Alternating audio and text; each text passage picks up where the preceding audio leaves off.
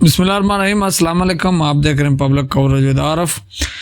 آج بات کرتے ہیں جی، ایک تو رضوان اور فرضی دادا نے ایک بہت بڑی گھٹیا بات کی ہے، اس کے اوپر بات کرتے ہیں، کیونکہ یہ جو اب لوگوں کے مذہب کا فیصلہ کرنے لگ پڑا ہے جی کہ کون کیا مذہب استعمال کرتا ہے۔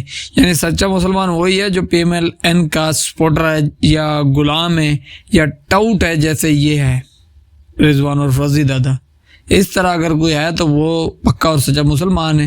اگر کوئی پی ایم ایل این یعنی مسلم لیگ نون نواز شریف مریم نواز سے اختلاف کرتا ہے تو وہ مسلمان نہیں ہے، پھر اس کے مذہب کے اوپر جو ہے وہ رضوان اور فرضی دادا جیسے گھٹیا لوگ تنقید کرنا شروع ہو جائیں گے۔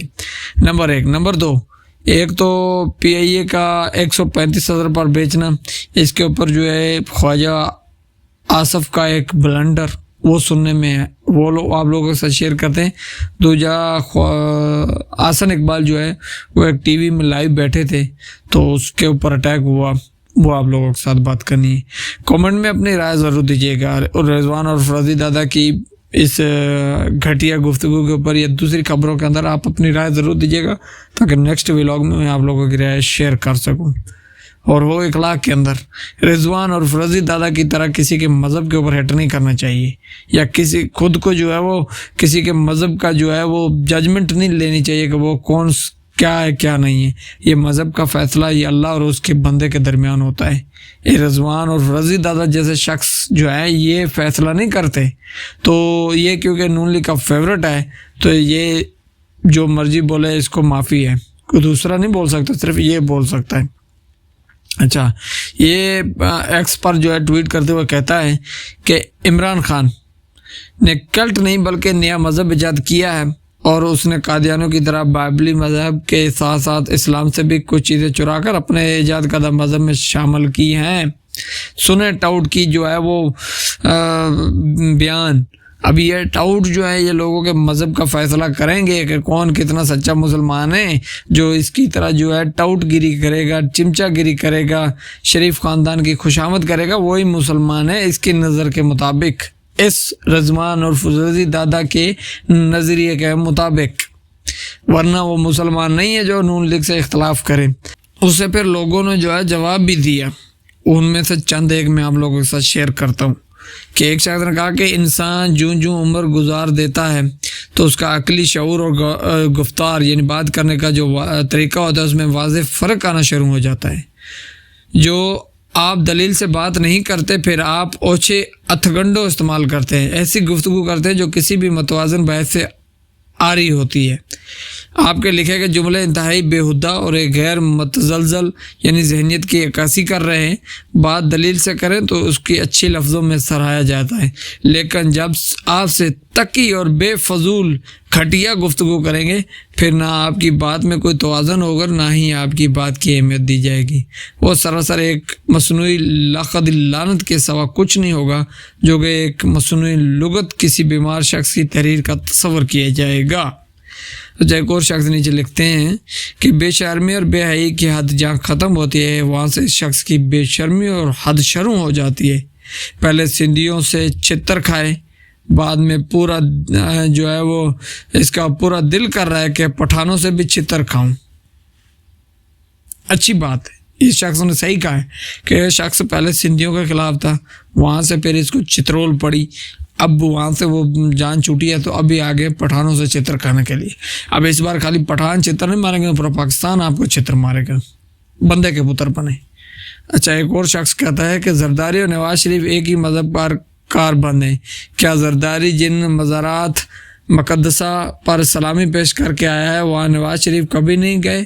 جہاں نواز شریف سلامیاں دینے جاتے ہیں وہاں زرداری نہیں جاتے؟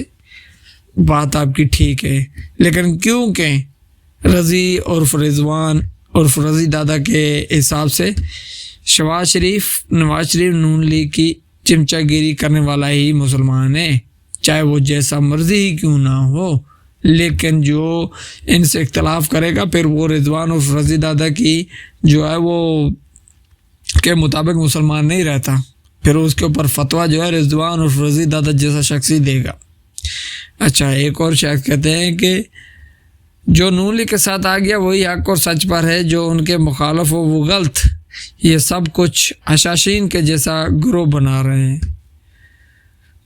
یہی جی حالات ہیں، یہی آپ کے سامنے جی، کیا کر سکتے ہیں آپ ایسے شخص کا، کیا کریں؟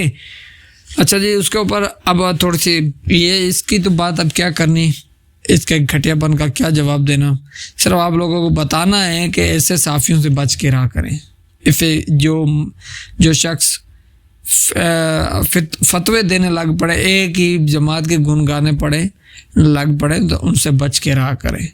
میں بھی نون لیگ سے، بہت سے لوگ نون لیگ سے اختلافات کرتے ہیں، میں بھی کرتا ہوں، لیکن میں کبھی بھی نہیں جو ہے نون لیگ کے اوپر یہ فتویٰ نہیں دوں گا کہ یہ مسلمان نہیں ہے۔ وہ ان کا اور اللہ کا معاملہ ہے، کون کتنا مسلمان ہے وہ ان کا اور اللہ کے درمیان کا معاملہ ہے۔ بات کریں اب دنیاوی سیاست کے اوپر، اس کی جو ہے وہ آپ اختلاف رکھیں، لیکن کسی کے مذہب کو ہٹ کریں، یہ رضوان اور رضی دادا جیسا بے شرم ہی کر سکتا ہے، باقی جو سچا مسلمان ہے وہ کبھی بھی نہیں ایسی بات کرے گا۔ اچھا جی، اس کے بعد جی لائیو پروگرام کے دوران وفاقی وزیر احسن اقبال سے کسی نے زبردستی ویڈیو بند کروا دی۔ اس نے کہا کہ بند کرو اسے۔ آواز کے مطابق کسی شخص نے ان کے کیمرے میں داخل ہو کر ان کو دھمکی دی اور لائیو شو بند کرا دیا۔ احسن اقبال وسیم بادامی کے شو میں بطور مہمان شریک تھے۔ اس کے بعد جو نون لیگ والے تعبیلیں دے رہے ہیں، اور اللہ بہتر جانتا ہے کہ حقیقت کیا ہے، لیکن وہ تعبیلیں یہی دے رہے ہیں کہ نون لیگ والے کہ یہ جو ہے اس کا کوئی بیٹا یا پوتا وغیرہ تھا، وہ جب آیا تو اس وجہ سے شاید یہ ڈراپ ہو گیا لائن، لیکن آواز تو کسی بڑے آدمی کی لگ رہی ہے، لیکن اللہ بہتر جانتا ہے، ہمیں نہیں حقیقت کا پتہ، جیسے حقیقت سامنے آئے گی آپ لوگوں کے ساتھ شیئر کروں گا۔ اس کے بعد جی میاں داؤد صاحب وہ کہتے ہیں کہ یہ وہی میاں داؤد ہیں جو عمران خان کے خلاف بہت ہی نامناسب باتیں کیا کرتے تھے۔